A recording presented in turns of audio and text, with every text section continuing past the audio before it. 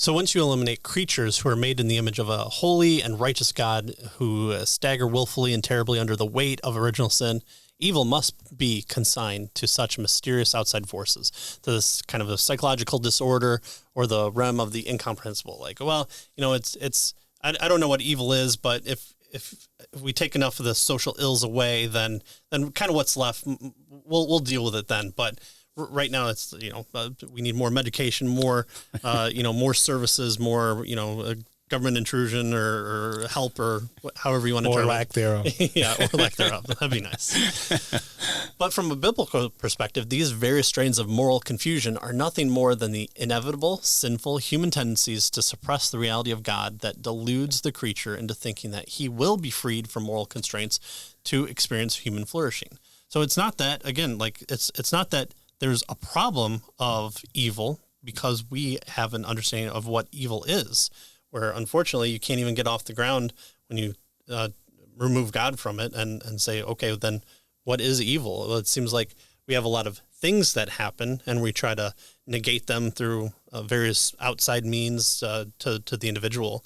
But it doesn't seem like there's a strict definition that we can work with and say, this is what you mean by a moral failing, a moral evil. Yeah. But with Christianity, we have something invested already in our worldview to not only point to and say that's evil, but to compare it against an objectively good thing. Right. And to solve the issue. Right. Yeah. And there's a solution there.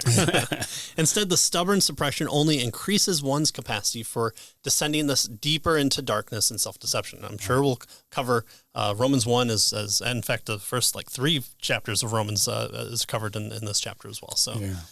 We'll get to that.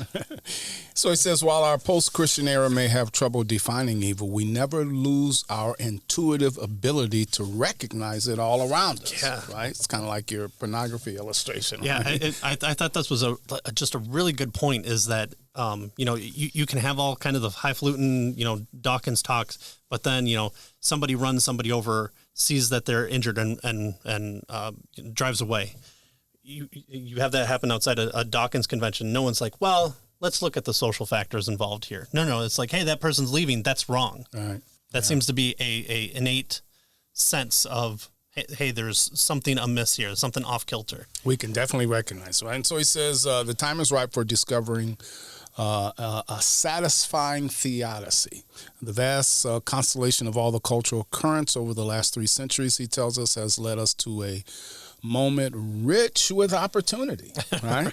But entering, obviously, this theocado, I think he says, maze cannot happen unless we define evil on God's terms and not godless terms. In other words, he's suggesting we won't be able to solve the problem unless we see it as it is, and in order to see it as it is, we have to see it in terms of how God sees it, right?